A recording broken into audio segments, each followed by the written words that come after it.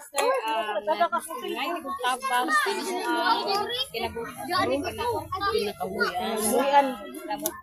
Panglapin lang. Buyan. ngayon kung tabang kamo ang pamilya nga kanang nga may grocery or mga Kamay financial. Kamay financial, sir. financial o kanang kamo balay nga na mamahuman lang to siya dayon. Ang mga estudyante. Grabe mga estudyante nga nag-eskwela na gusto ko makahuman sila. Ngayon ko financial na kwarta o grocery o lugar.